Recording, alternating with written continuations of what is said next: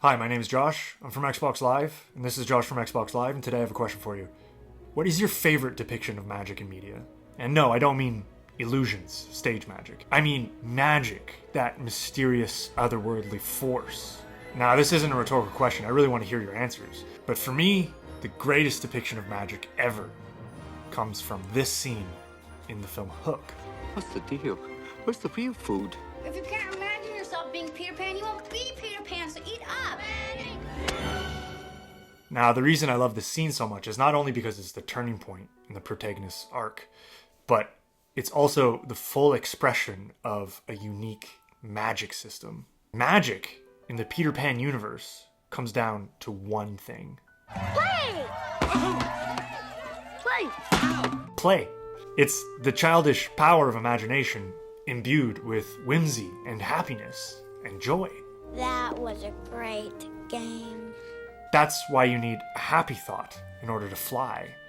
It's almost a direct reference to the G.K. Chesterton quote, "Angels can fly because they can take themselves lightly." This is an extremely specific view of magic, the polar opposite of the view of, say, Rudolf Steiner, someone who believed that silent and sober reverence was a prerequisite for knowledge of higher worlds. But play and playfulness is not only the key to magical gnosis in this world, it's also the lesson that the protagonist must learn. What have I told you about playing near open windows? Keep this window closed. Peter is a rigid, self-serious adult who values money and his career far more than he does his family. The story revolves around Peter's quest to find his own inner child in order to, ironically, become a better parent. What did I tell you about this window? Always keep it open! For me, a magic system need not be more complex than that. It expresses the author's view of the world and personal self-development, while at the same time reflecting the themes and the characters of the story, while also maintaining an air of mystery and inexplicability. But there's a trend in recent fantasy, what the great YouTuber Hello Future Me and others have called hard magic, as opposed to soft magic. I don't like soft-ass shit. Hard magic codifies and solidifies the rules and regulations of otherworldly powers, which minimizes its air of mystery and inexplicability. Something magical and full of wonder. It's called a contract. Although this may seem like a recent trend, perhaps reflecting the mathematically systematized magic systems that you find in video games, for example, where you need extremely clear and specific numerical rules in order for the magic to be programmable and gameable. But in fact, you can find hard magic systems as far back as Jack Vance's 1950 novel, The Dying Earth, wherein there's an extremely hard magic system which is widely recognized as the original basis of Dungeons & Dragons. The Dying Earth depicts a world where there is a scarcity of magic, where spells are prepared and equipped in a finite number of memory slots and are consumed after each use. This is rock-hard magic. But the indisputable king of this trend today is Brandon Sanderson, a writer I have immense respect for. In his lectures and in his novels, he shows us the unique dramatic possibilities of systematizing magic with clear and consistent rules, limitations, costs, and consequences. And yet, after reading Mistborn, his breakout novel, I couldn't help but feel that much of the allure, the appeal, and the whimsy of magic to be missing in his pages. And I think it's for a very simple reason. It makes too much sense. Here's a famous quote from Arthur C. Clarke. "Any sufficiently advanced technology is indistinguishable from magic." But I think this quote is only true from the perspective of someone who doesn't understand that sufficiently advanced science. Thus, I think a more accurate quote can be found from Gene Wolfe. "There is no magic. There is only knowledge, more or less hidden." In my mind, magic is the name we give to knowledge that is hidden. Science is the name we give to knowledge which is not hidden, which is public knowledge. Thus, at some level, hard magic is actually an oxymoron. According to Marcel Mauss, who charted a distinction between religious rites versus magical rites in his 1902 study, A General Theory of Magic. He defines magic specifically as the occult. Where religious rites are performed openly in full public view, magical rites are carried out in secret. When magic becomes too logical, too well explained, too well understood by the public, it ceases to feel like magic. It becomes a type of science.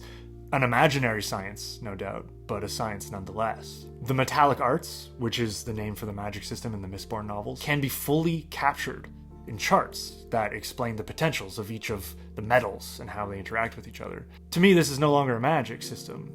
This is an imaginary science. This knowledge is completely unhidden. Now, I can see the dramatic potentials of this approach to magic. However, I've never had a problem with the more oniric, elliptical, mystical depiction of magic. I love when magic is depicted as a vague force that slips through our logical and linguistic nets, that cannot be fully explained, but can be gestured towards in one or two quick sentences. They continually speak to us, telling us the will of the Force. When you learn to quiet your mind, you'll hear them speaking to you.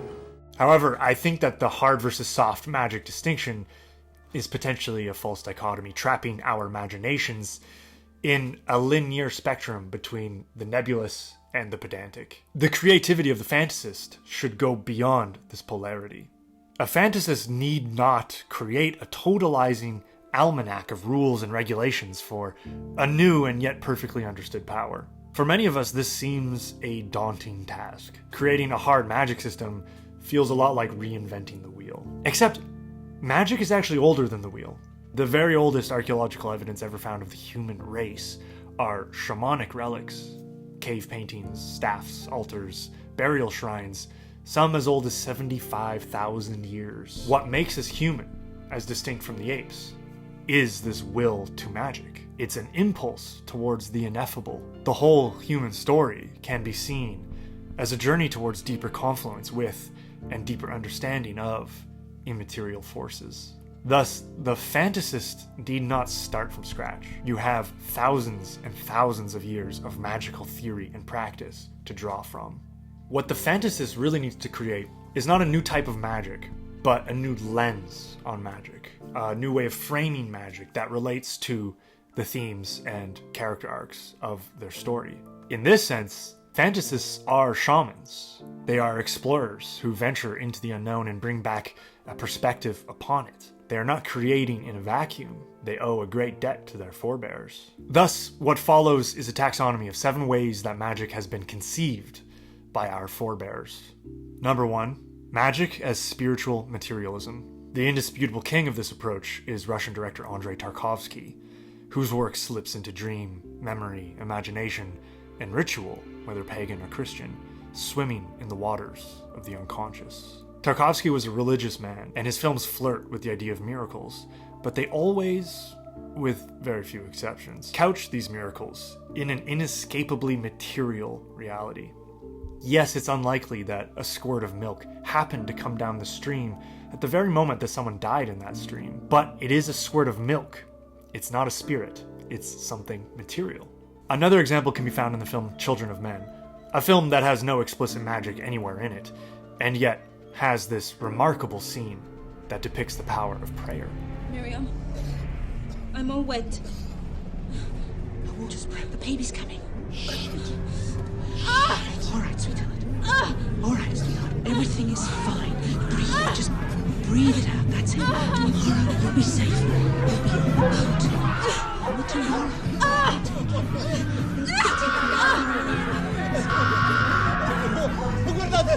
Guardate!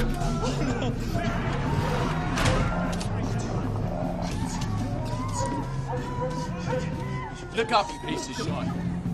Look up! Non c'entro niente, sono cattolico! Get out! Non c'entro niente, Get out! sono cattolico! The strength to live, she has the power already within her. She has the wisdom already. Oh, I said, what's wrong with you? Look at me, I said, what's wrong with you? St. Gabriel, help us. We need... Shut up! Rot you up, out! St. Gabriel, come to our aid in this hour. Get out! Up now, come on, up! Kaka! What? Piss! Kaka! Smoke! Go! You smell it yourself. You fucking people disgust me. Now, you may watch this scene and think that Miriam's prayer was a failure. No angels came down to save them, and her prayer cost her her life. However, from another perspective, her prayer was successful. Key's life was saved, which is, after all she was praying for. Now, you might think, hang on, it was Theo's quick wit, which pronounced 2 syllables that would make anyone back away. Kaka. Kaka! And yet, perhaps it was Miriam's prayer that bought him just enough time to come up with that solution. Or, if you want to get a little bit more supernatural with it, she's praying to Saint Gabriel. Gabriel is an archangel who is responsible for communicating God's ideas to man. So, perhaps it was an angel who whispered those 2 syllables to Theo's mind, Kaka. But what's crucial here is that the film does not commit to one of these interpretations. It leaves the audience with the same uncertainty that we face in reality. Was this divine intervention? Or was this simply how things were going to play out regardless of Miriam's prayers?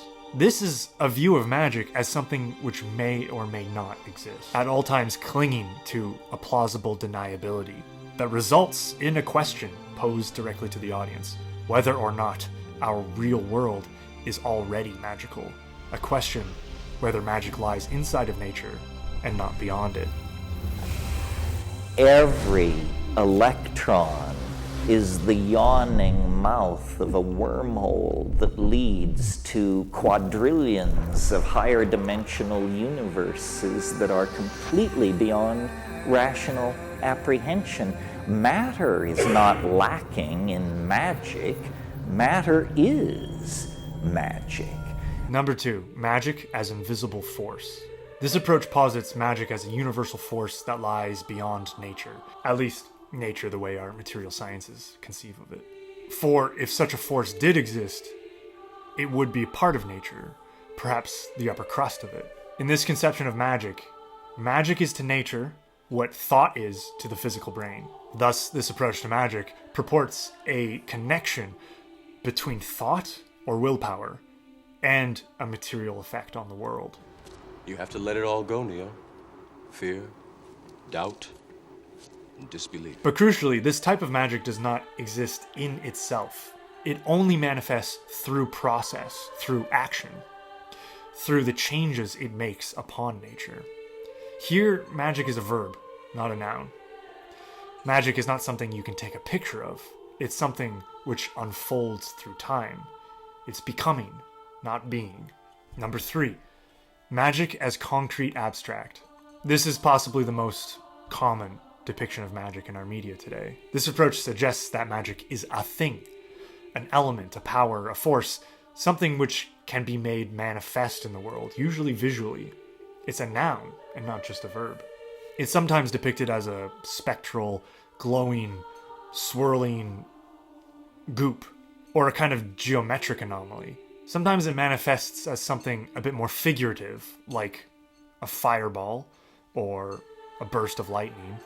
But we easily assume that this is merely an outward form, that the magician has molded this more universal abstract power. Maybe part of the reason why this approach to magic is very popular right now is because CGI is very good at creating abstract images. But I think it goes a little deeper than that. I think it reflects our ocular-centric ideology, our deeply held belief that seeing is believing, that something is not really real unless it can be photographed. Number 4, magic as godly boon. This approach posits that magic is not a natural force, and purely a supernatural one. I think I am the son of Poseidon. Magic in this sense is strictly the domain of gods, angels, and demons. Hey, what's the buzz? I'm Egg. The extent to which humanity can perform magic is due to their supplication or their enslavement to such beings. You used magic! You used the power of the sea! The fallacy cursed us! This can either result directly from the gods themselves, or indirectly from belief in those gods. For example, in Neil Gaiman's book American Gods, it suggested that belief is in itself a magical force. The masses create the gods by believing in them. So what came first, gods or the people who believed in them? They believed it was true, and it was. But this is atypical, and usually the gods precede our belief in them. even if they are strengthened by it. Usually the gods lend us their power and not the other way around. This is the case in every Final Fantasy game with a summoner class, but is, of course, the special province of Final Fantasy X, aka the greatest game ever made. Stay away from the summoner! You should play it. The summoner Yuna prays fervently to the supernatural beings called Faith. I've done it. I have become a summoner.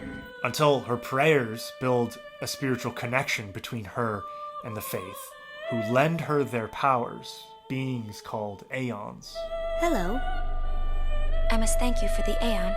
This approach is arguably the most humbling, because it suggests that power comes not from people, but through them. People are merely the vessels for higher powers. This is also the definition of the Warlock class from Dungeons & Dragons, a magic user who gains their abilities not from study, but from a pact with an eldritch power. However, miracles are not always eldritch in nature. There's a whole world of transcendent and religious cinema, ranging from Pier Paolo Pasolini. Vedo sempre le cose come un po' miracolose. Ogni oggetto per me è miracoloso. To Terrence Malick, that allows the gritty, realist world to contain supernatural miracles. 5. Magic as arcane knowledge. Tell me, how are your studies going? Now, this approach stems from a basic belief that language is in itself magical. I solemnly swear that I am up to no good. You can't invent it before you can say it. You can't sell it before you can describe it. You can't do anything with it until it exists as a commandable set of syntactical connections. To the ancients who first began speaking, this must have been an immediate given. Back then, all words were powerful. That's why we spell them. String a few words together and you can create effects in the world, capturing and controlling reality, the same way that a criminal is sentenced to prison. But this approach to magic is most succinctly explained by the film adaptation of Aragon. Before you cast a spell, you must learn the ancient language of the elves. Brisinga. Brisinga means fire, is fire. The thing is the word. Know the word, and you control the thing. But you will find similar conceptions of magic everywhere, from prehistoric societies that taboo against saying certain words, to Kabbalistic mysticism that regards the name of God unspeakable. And his name was... Maybe if you wrote it down. No, I can't spell it. The power of names is the root of all magic in Ursula K. Le Guin's Earthsea cycle, in which one's true name is something well guarded. If an enemy were to learn your true name, they would have total and complete power over you. The expression knowledge is power is the maxim of this kind of wizard who covets their knowledge, concealing their libraries from rival magicians. And in this matrix, the loss of knowledge is the most tragic thing there is.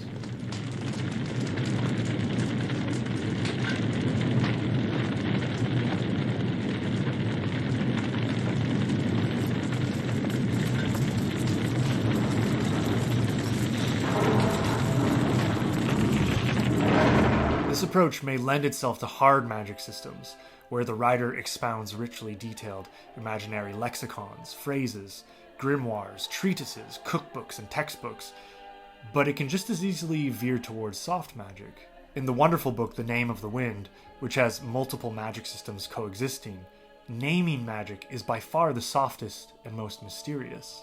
Skyrim's Way of the Voice has elements of the previous types of magic, but is essentially about arcane knowledge. One learns shouts by discovering and understanding the syllables of an ancient and secret language. As a well-known loading screen tidbit informs us, a battle between two dragons is actually a deadly verbal debate. We may not delve too deeply into this form of magic in film, possibly because watching someone study in a library is not the most cinematic thing in the world. However, there are more subtle ways of depicting the power of language. I can almost reach it, Dad. Indiana? Indiana? Let it go. 6. Magic as Otherworld. In certain rare cases, magic is not a force that comes from within the magician, but rather magic is a force that comes from another dimension which is in itself magical. In such cases, magic is not something we find within ourselves, but something that we find ourselves in. This is my understanding of how magic works in Stephen Erickson's Malazan cycle, although I've only read the first 3 books. But it's also the basic idea behind all shamanic tales of walking the spirit world, or the myth of the Fey realm, where characters accidentally stumble through a portal and find themselves in a reality permeated by and defined by magic. In such worlds, there is no such thing as an inanimate object, because everything in existence is animated magically. This is why shamanic worldviews are often described as animism. I haven't got a brain. Only straw. How can you talk if you haven't got a brain? I don't know. To my mind, there's a very basic way that we all experience a magical otherworld every single day, or perhaps I should say every single night. I'm speaking, of course, about the chthonic logic of dreams. The films that embody this type of magic are not films that have magicians usually, because in a dream world, everyone and everything is already magical. At times, we see the passage from reality into this other world, but sometimes the film from beginning to end unfolds within this associative logic of dreams. Films like El Topo or The Holy Mountain, or Phil Tippett's Mad God. One completely unique example in this category is Mulholland Drive, a film which sort of reverses Alice in Wonderland. Instead of entering the dream world at the beginning of the story, the character actually exits the dream world back into reality at the end of the film. At least, that's one interpretation of what's going on in Mulholland Drive. I'd love to hear yours. Yes. Such films are usually very open to interpretation and defy our conscious understanding. 7. Ultimate magic. The last type of magic I'll discuss could perhaps be conceived as creation magic, but it could also be called moral magic, because it comes down to your view of whether or not this place is inherently good or inherently evil. What were God's first words in the book of Genesis? Let there be light. Light is the original act of magic. Stars are symbols of the origins of creation, the creative force par excellence. This is deeply compelling to filmmakers in particular because film is the art of shaping light. The word photography itself means writing with light. By adding movement to photography, cinema turns light into a medium of narrative expression, a visual language that casts spells upon its audience in a non-linguistic manner. Thus, I'm willing to simplify and say film is magic, because film is light. It's no exaggeration to say that filmmakers are the magicians of today, creating imaginary worlds that bring us into deeper confluence with ourselves and into stronger relation with the ineffable. And that is why I have no idea how anyone could disbelieve in magic.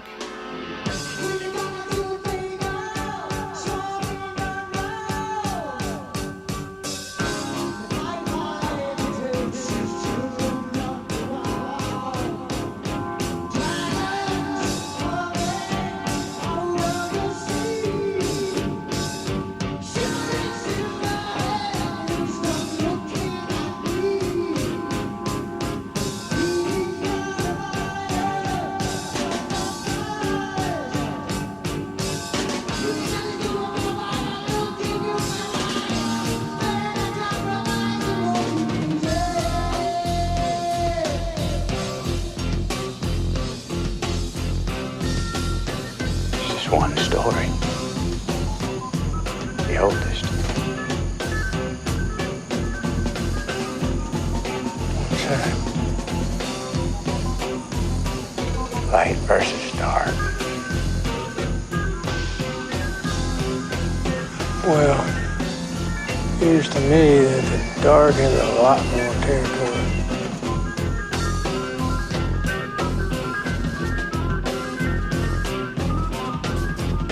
The world is dark and selfish and cruel. Is the dark side stronger? No. But this year more selective. But how am I to know the good side from the bad? You will know when you are called and peace. It is better for you to die in hope than to live in despair. Let me be your liberator.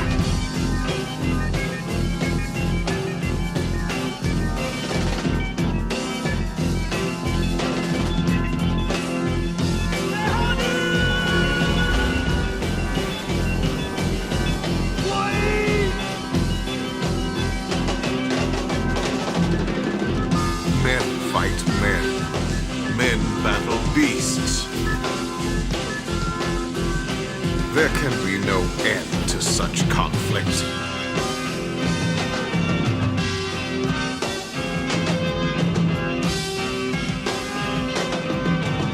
These are dark times, there is no denying.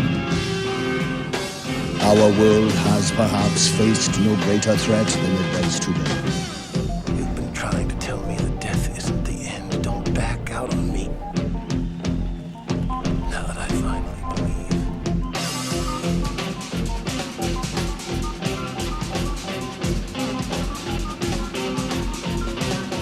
Now! This is it! Now is the time to choose. Die and be free of pain, or live and fight your sorrow.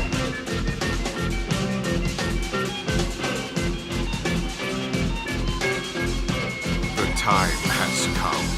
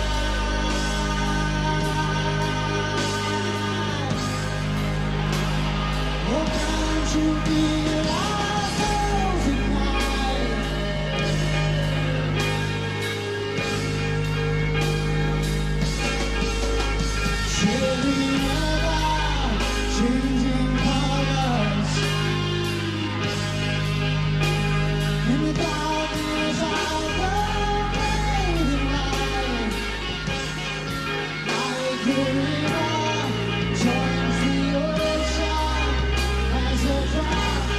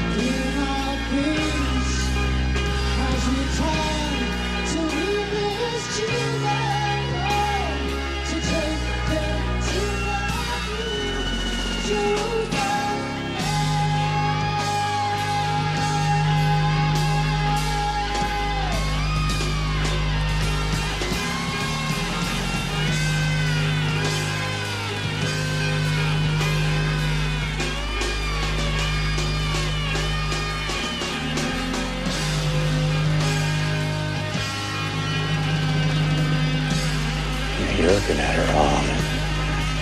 Sky to me. How's that? Once there was only dark.